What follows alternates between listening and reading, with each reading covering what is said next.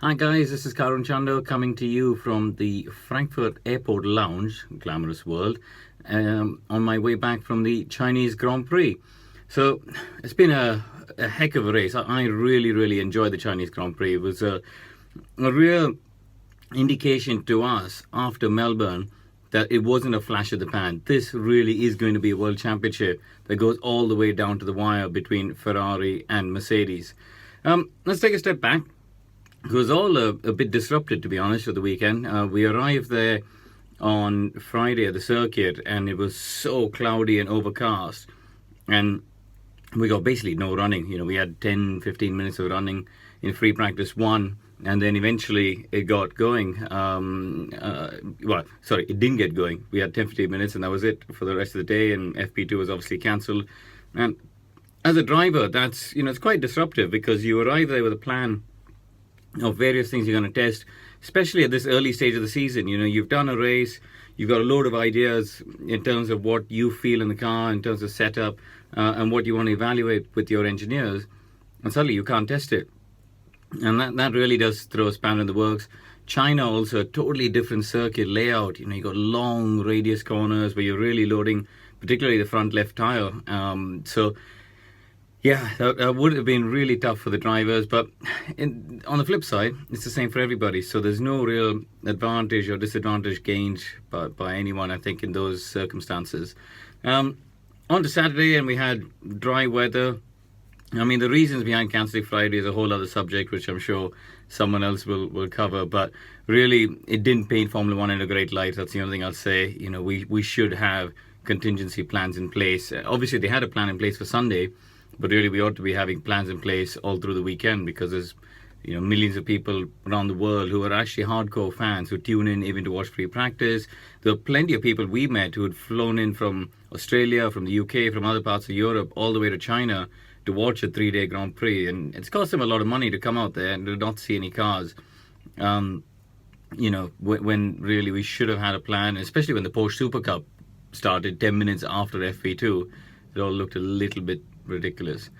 Anyway, on to Saturday, and it was a really good qualifying session. I mean, FP3 was great, and then you had the prospect of Mercedes and Ferrari being so close at qualifying, particularly Lewis versus the two Ferraris, and it proved to be in quality. I think that's where a top quality driver like a Lewis or a Sebastian Vettel, they earn their number one status in these weekends. They really took a leap of faith and went out there, and they were ahead of their teammates by some margin in qualifying, and then come the Grand Prix, it was interesting. I mean, the forecast was for rain all the way through, but then I went to the grid, and I was standing at the front of the grid just before the national anthem lineup, and Carlos Sainz arrived, and I know Carlos quite well. And so we started chatting, and I said, "Oh, you're here early," and he said, "Yeah, I've decided I want to go to slicks. I've made the decision, but nobody else in my team wants to do it, and they all think I'm a bit mad." And he just legged it, basically, came to the front to get away from it, and it was a very brave move. It worked out well for him in the end because he started P11 and got to 7th, but it was a very bold choice. He said to me, "Look, I know I'm going to be last on lap 1, but I think I'll be in the top 6 by lap 10.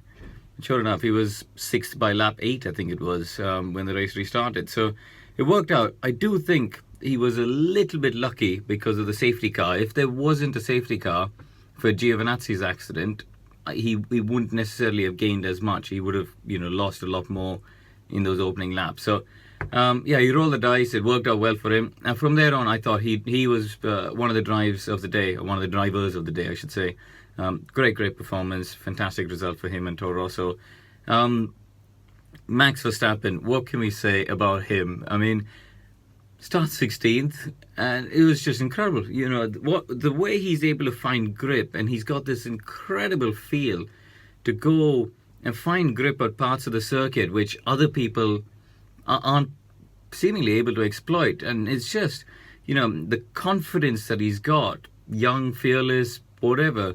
But he's not leery, he's not out of control. He's very calculated. If you look at the moves that he makes, it's extremely well calculated. And that opening phase of the Grand Prix was just incredible. And he passed Daniel in a straight fight, and Daniel is a top-notch racing driver.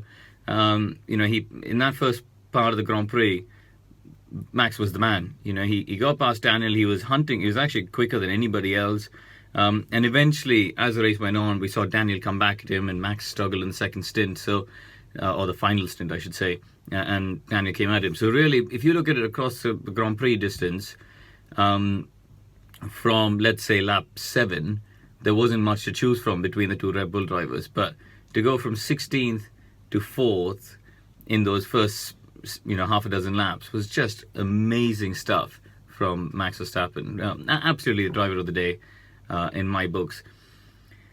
Vettel's race, for me, is the story of what could have been. Unfortunately, he when he pitted under the virtual safety car, it looked like the right decision. And I looked at the pit lane and thought, oh, this is going to work out for him. And absolutely ironically, the third driver from Ferrari, Antonio Giovinazzi, caused that safety car, which allowed effectively the Red Bulls, Kimi and Bottas to get ahead, although Bottas ended up spinning under the safety car. All of them to get ahead of Seb, and that really compromises the race. But, if you contrast Seb with Kimi, he was in a situation where he thought, I'm going to get on with it. I'm not going to sit back. And, he sat in the train behind Daniel and Kimi, and Kimi had a couple of looks at Daniel, but never really looked like he was doing anything innovative to get past. And I thought Seb was really thinking ahead, in the cockpit. If you looked at the way he set up the moves, at turn 1 and 2, he would go much wider, use a wider line than the guy on the inside to generate the downforce. You want the airflow flowing cleanly onto your car. And he would use completely sort of unconventional different lines to first Kimi and then Daniel and set them up for the move into turn 6. The move at turn 6 was a result of everything that he did at turns 1 and 2. And then following on from there. So, that to me, Kimi was behind Daniel for a long time.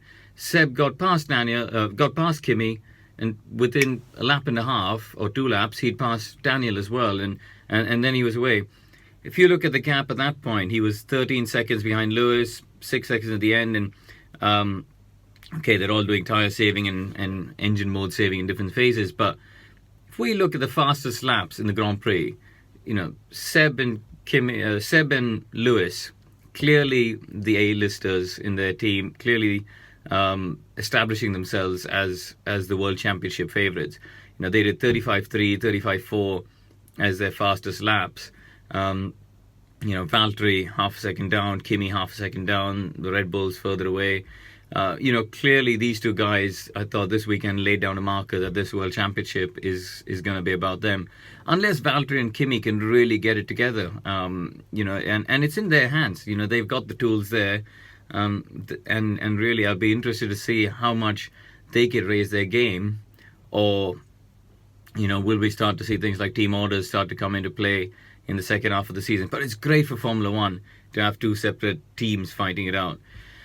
The other drivers out there, I thought Hülkenberg did an outstanding job in qualifying. Didn't work out in the race for him, various penalties, things like that.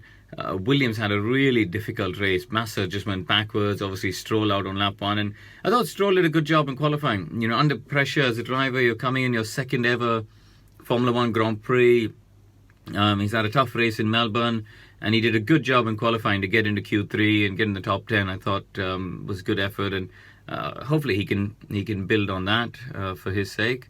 Perez did a good job as well. I think the hardest one is going to be Giovinazzi, because he was on such a high after Melbourne, but mentally and psychologically now he had 2 big accidents with a lot of damage, and that would completely have deflated his confidence. And now if they get Verline back in the car in Bahrain, Giovinazzi is going to have weeks and maybe even months to have his last memories of Formula One to be twice in the barrier. So that's going to be tough for him psychologically.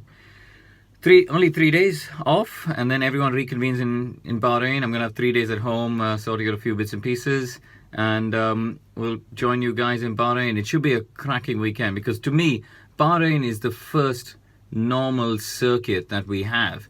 If Australia's a street circuit. China, a bit unconventional with these long corners, as I said, long tightening corners, which you don't have anywhere else on the world, apart from Paul Ricard, which we're going to next year.